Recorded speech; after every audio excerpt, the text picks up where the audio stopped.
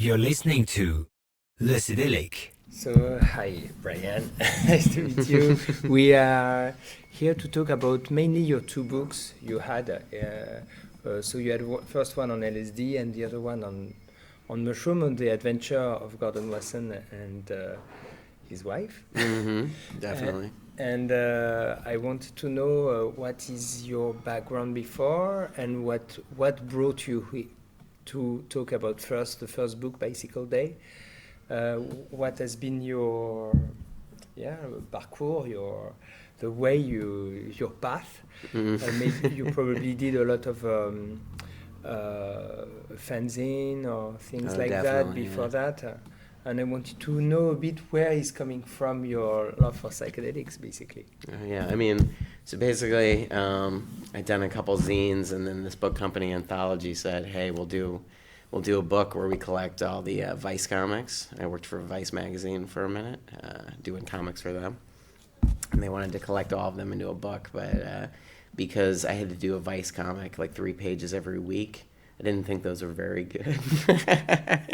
So I was like, and if I get a shot to do a book, I want to do like a book that I actually want to do, not like something I felt like I was doing every week.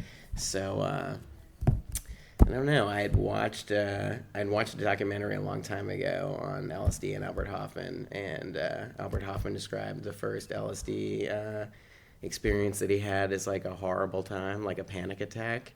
And that really made me I was like, well, that's interesting. And then I read My Problem Child, his book.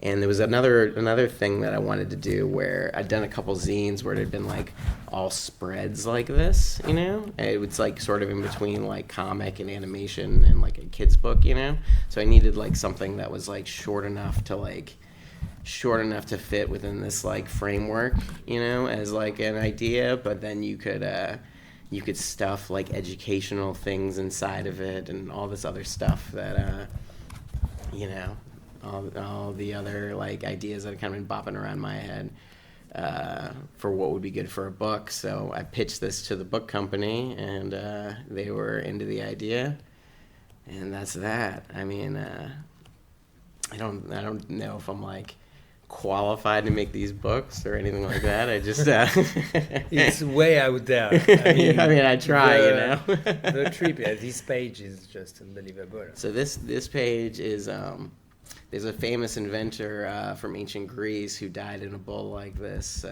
Pernicles or something like that.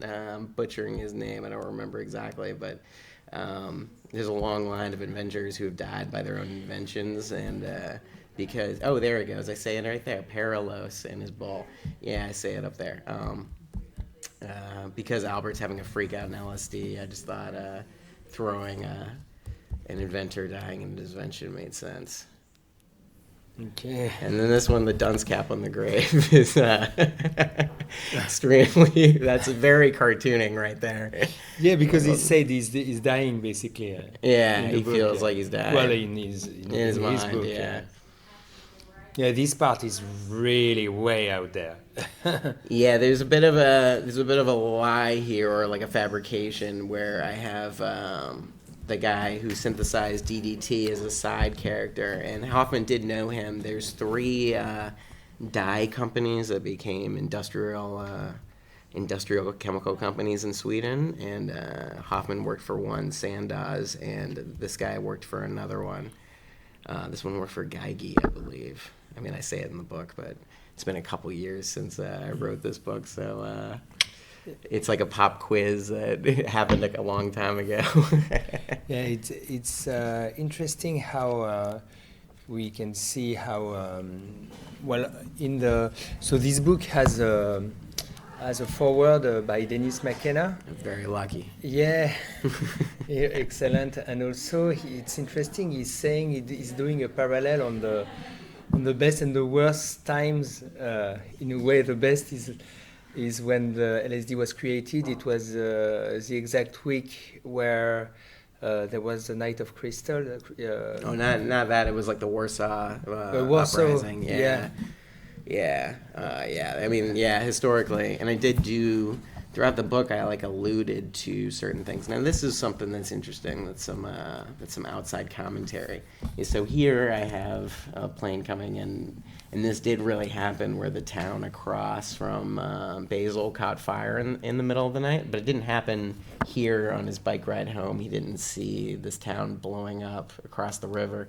But the way it really happened was at night. The family went outside, and there was all like there was little sparkling like ashes falling everywhere from the city across the river, like burning. Ah, okay. And that's when there was ashes because of bombings. Yeah. Coming from outside Germany, yeah. from Germany. Wow. Yeah, across the river. And that happened the same week. That was in 43, you mean? Yeah, let's see the date before I get quoted. Yeah, because there are the two thing. parts in the book. There is a 38, the creation. 43, yep. Yeah, 43, yeah. Yeah, same week this was synthesized, that happened. And that's why he sent the family to I have it on the map, Lucerne. Yeah, Lucerne. Yeah. Which I've never been to Switzerland too, by the way. Yeah, but I really like you do these things, like these maps. That's all the cantons. So I like to. It's fun to as a cartoonist, you're a drawer of simplicity. Like you simplify everything down, but it's fun to know all the details and have them as right as possible. That's something that I really try my hardest at. Oh yeah, see, there's all the right kilometers everywhere. What? That's all the kilometer Yeah, distances. I've seen. Even there is even Paris over there. Yeah, that was really cool. You, yes. So, but what you have taken psychedelics in the past? Of course, yes. You are coming American. Yes. Where are you? From Virginia, Newport News, Virginia. Yeah. But then I live in New York now. Okay. Yeah. It's not too far. But then it was. There is a. Can you tell us about one trip you had that was fantastic? We have a section called Once Upon a Trip in our podcast. So maybe if there is one. I had a good one. For a friend's bachelor party. That was pretty nice. But the main thrust of it was that I vomited a lot in multiple different places. I accidentally. You haven't taken only acid. No, no, of course not. No. I vomited a lot in a lot of different places, and that was fun. And it was just fun to do it. Like I don't think I'd ever done it like where it's like in honor of a friend, and that was very nice. That was very nice. That was a good afterglow for that one. It was good. Can you tell us about it? I mean, so vomiting is the physical part, the outdoor part. I mean, or the indoor part. Good parts. Good parts. Vomiting is maybe not the best one. Yeah, for sure. Well, now, I mean, Maria would say the vomiting might be the best part. She said that if the people don't vomit, she vomits for them. So that was an interesting. Wow. That's an interesting little bit of Mazatec lore right there. Is somebody's throwing up. Somebody's throwing up, and I definitely threw up a lot last time, but. Trying to think. Nothing really like. Nothing really like real trippy. Years ago, I had a funny one that was all about geography with my friend Jonathan. That Jeffrey actually mailed me the stuff.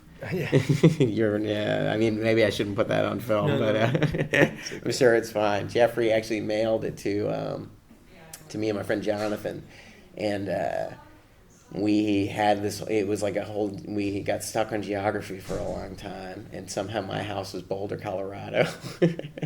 And that appears again in this book. All the trip sequences are all Australian animals for the most part. What do you mean you were stuck in geography? Just being like, what is this? It's hard to describe. I get stuck in a geographical loop. Okay, the loops are common. Yeah. The sun, the sun moves and the planets, they don't do, it's not like this. It's like that. It's not like that. it's actually like,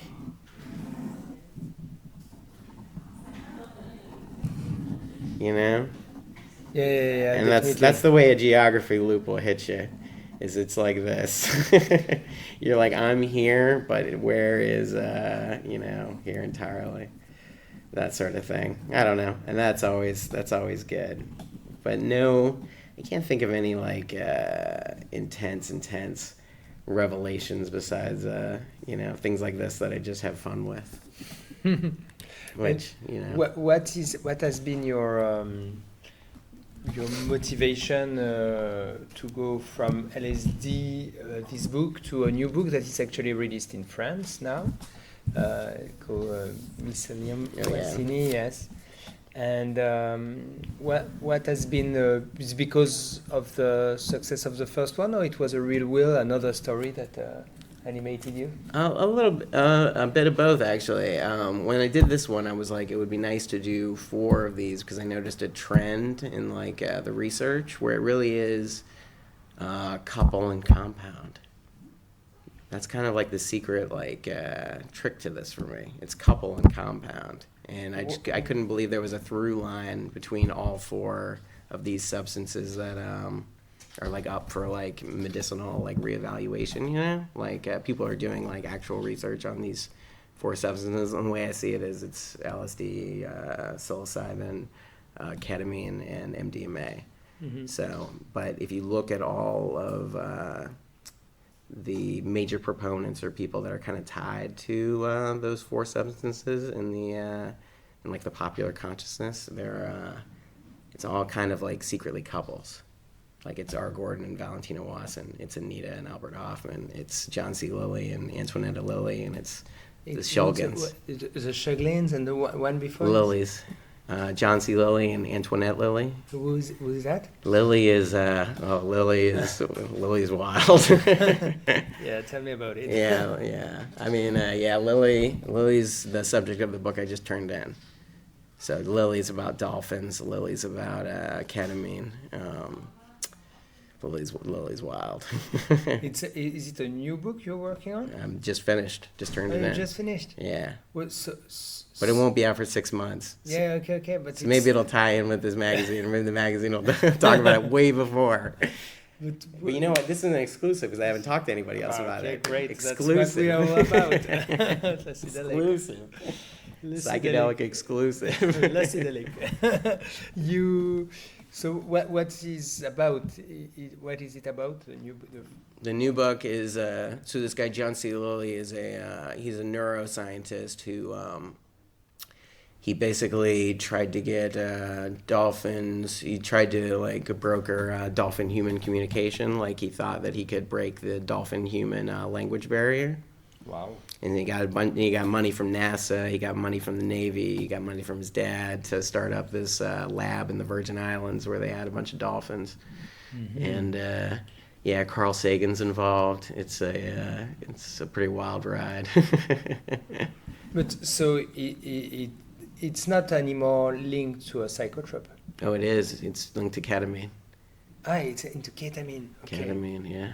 Wow. Okay. Interesting. Yeah. Which is in a way let's say a mild psychedelic, or more of a dissociative. Yeah, right? dissociative. Yeah. The head goes up here. That's it. It's hard to talk to someone who hasn't taken some. Yeah, for sure.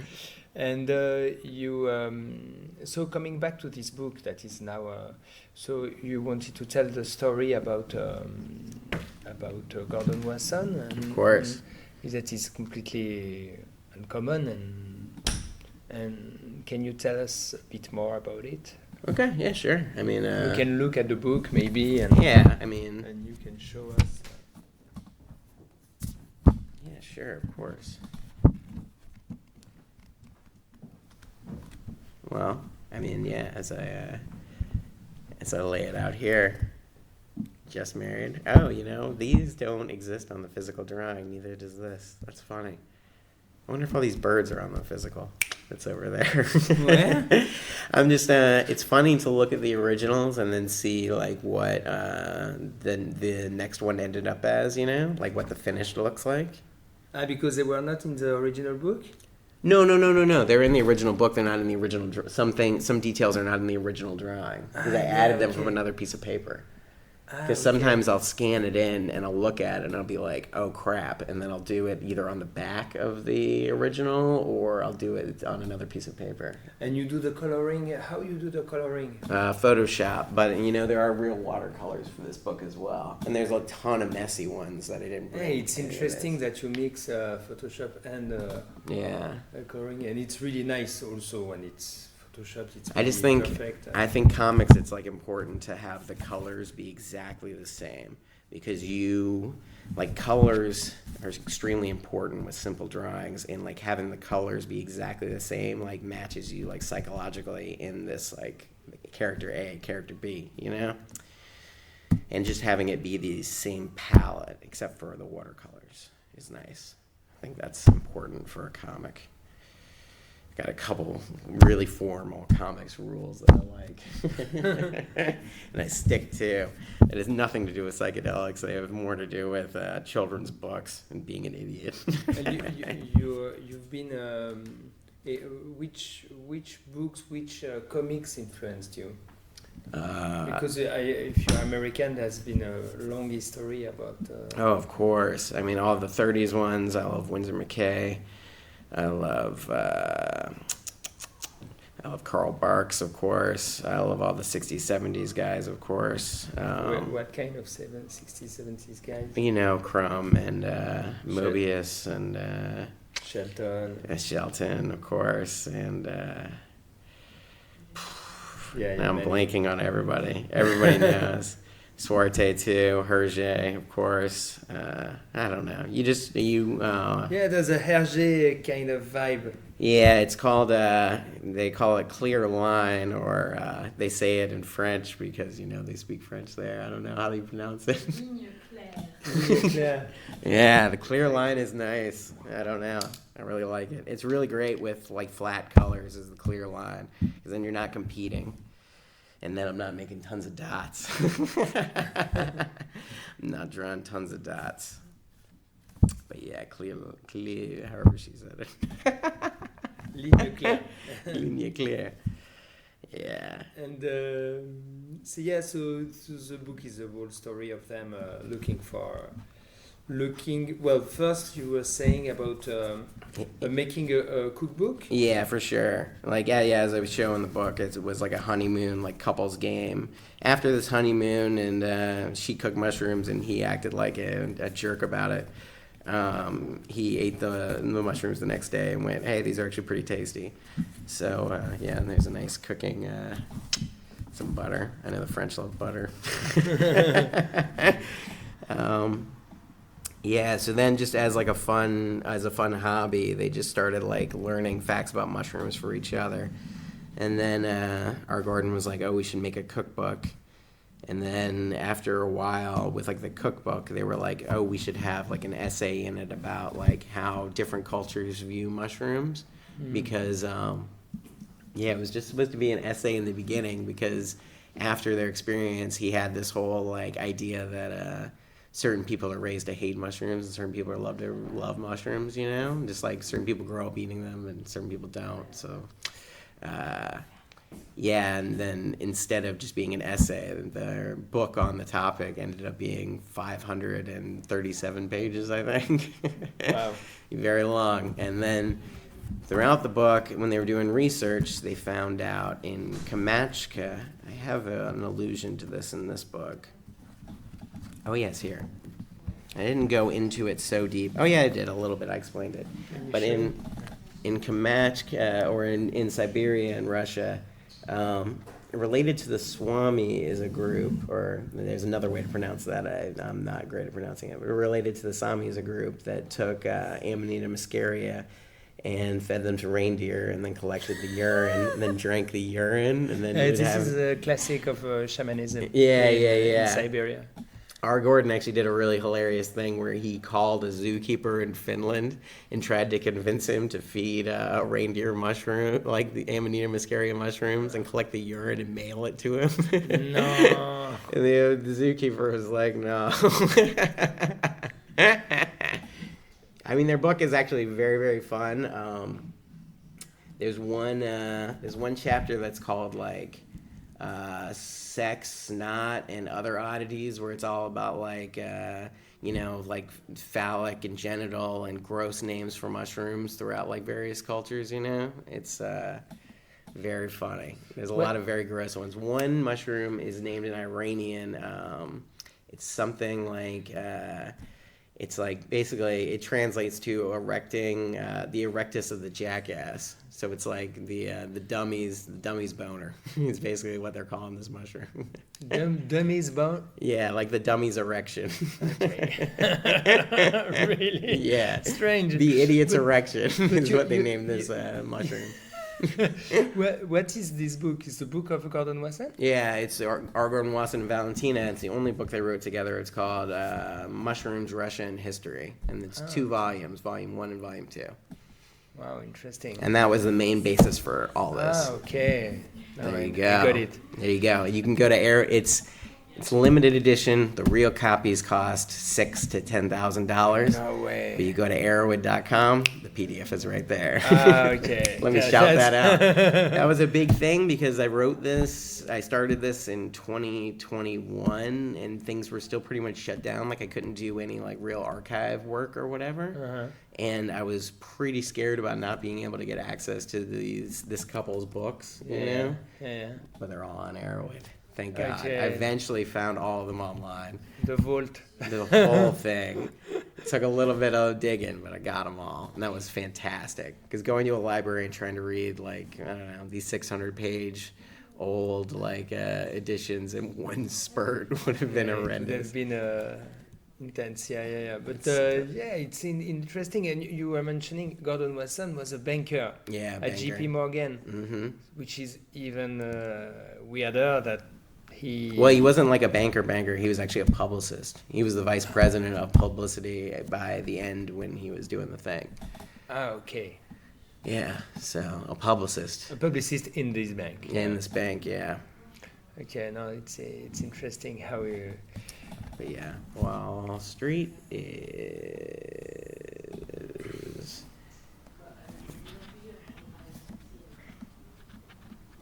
Oh, where did I draw Wall Street? There we go. Wall Street. Okay. And then this is the hospital Valentina worked at, the Presbyterian Hospital. This is him at work. Even though I have him in the basement, that's completely... but here he is reading about mushrooms during his lunch break. She actually worked with babies, and she wrote a book before about adoption. There's the portrait of J.P. Morgan, and this is his hand, so it looks like the knife. You see how that looks like a knife? Okay. Yeah, and then this is the cover of her book about adoption. That's her with a bunch of children there. And a question that rises for a long time is,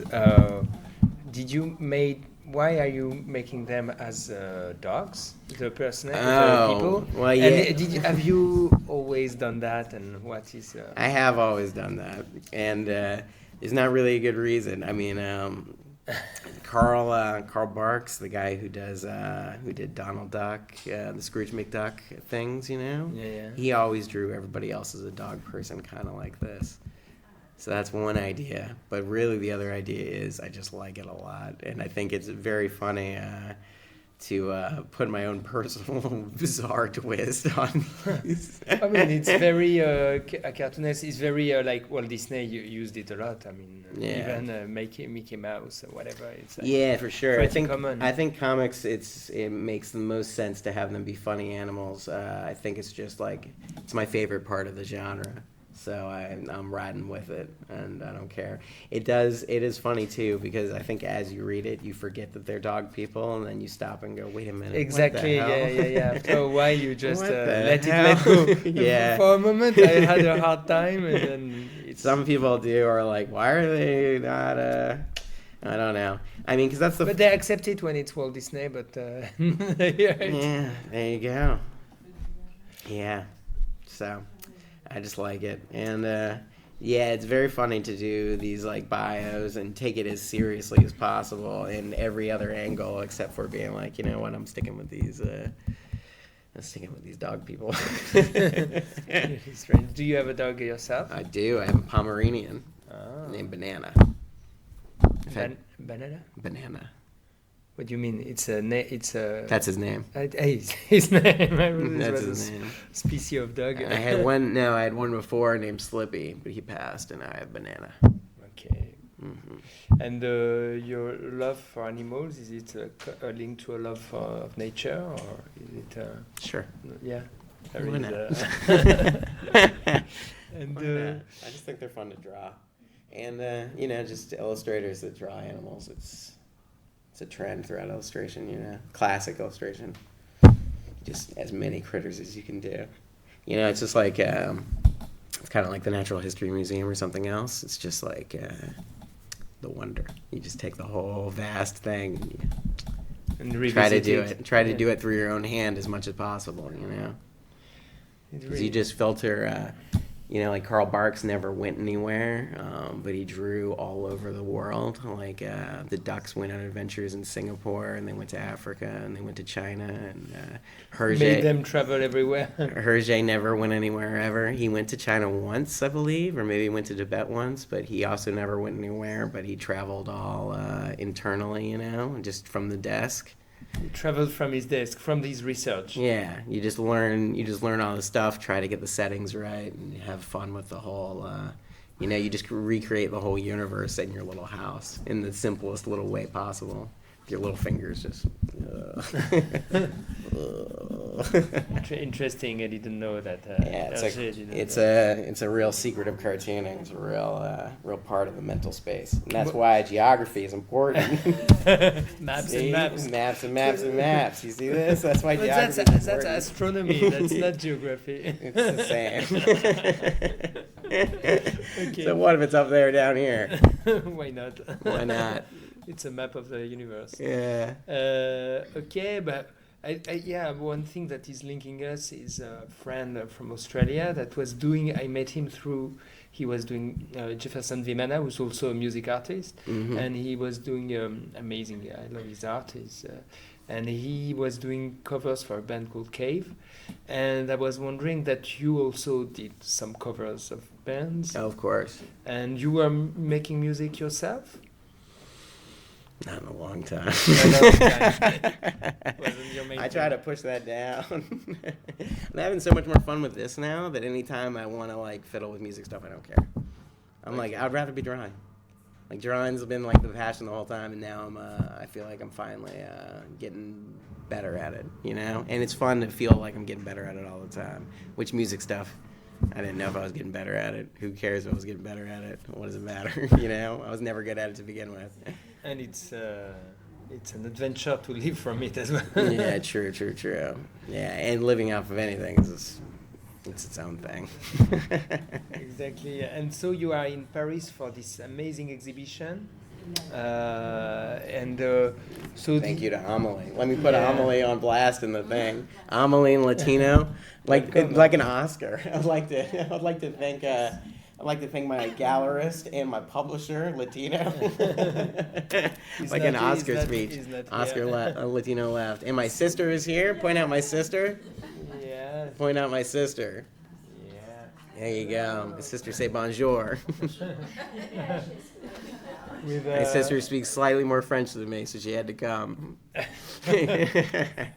So you're here for this exhibition that relates all these books, this Mycelium book. Yeah. And yes. Take some. It's all good. Thank you. And you, that was important to talk about it. And what I wanted to say, it's your first time in France. Absolutely. Yeah. And you are... Second time in Europe. Second time in Europe, wow. Yeah. I don't travel much, like I was saying before. The other question was about music, because I wanted to know which kind of covers you've done in the past. Oh, are there... shoot, a bunch. Anyone in particular you're interested in? I don't know. I did... what was the last one I did? One is here. Part of one is here for this band North Americans who I like. Then I did a cover for, do you know the guy from 311, Nick Hexum? It's like the band 311, the lead singer, and this younger guy from Virginia, George Clanton. I did the cover for their record and all the singles for them. What other bands have I done work for? I didn't do a cover. Well, I did do a single cover for them, yeah. But I do shirts and posters and all sorts of stuff like that. And I've seen in your website that you are doing a lot of screen print. Oh yeah, the shirts. Yeah. Shirts, like Amelie's wearing, Yeah. I think. And what is your intake on that? It's you prefer to it's a medium you really like, or I do like you it. work on what kind of mediums do you like? Do you work on? I like silkscreen a lot. Silkscreen's really fun. You silkscreen yourself or no? No. I don't have a studio. I have like a little tiny side bedroom, and that's where I draw out of. I silkscreened one shirt with me and Kate years ago, and I had to wash with the screen in the shower, and I was covered in black ink, and it was not worth it. So now I have a friend who actually has a pro studio, and he's amazing, and it's really fun to work with him too, because we're like, I'm the only client that he allows to stress him out, you know. So like, we have a lot of fun stressing each other out with trying to come up with something different, you know. Okay, I know. Because I'm his longest client, actually. When he first started, he had a very, very tiny studio. Now he's got a much bigger one. So we've had a lot of fun. And the is it more t-shirt or sweatshirt or? T-shirt, yeah. Some of them are long sleeve, some are short sleeve. I mean, and you did like a whole collection of these, or? Yeah, there's been a bunch. Like every couple months, I'll do a run, and they're like 500, and they usually go away pretty quickly. And you don't wear them yourself? No, usually my sister is wearing one as well. My sister has the full collection. Can we see? Of course. Yeah, that's an older one. And a lot of those fell apart. My sister is the archivist. Wow, So everyone I do, both my sister sides. gets a copy. And that's a little secret tidbit. You know who else gets a copy? My father-in-law. Okay. Father-in-law always gets a copy, and sister always gets a copy, and that's it. Okay, no, just to understand. Yeah, now you know. Now you know the priorities. Yes, of course. It's normal. Family affair. Family number one. They're the only ones getting all of them. Well, that's cool. We've been talking about a lot of things. Thank you. Jays, that was fantastic. Thank you so Very much. much. Thank you for being patient too. No, it's And now the doors are shut. it's great. I'm hitting this in the house. It's You okay. can feel free. Vape as long as you want. Thank you, and we hope to see you soon. Maybe for the next one. That'd be beautiful. Yeah, that'd be fantastic. Vous écoutez Lucydelic.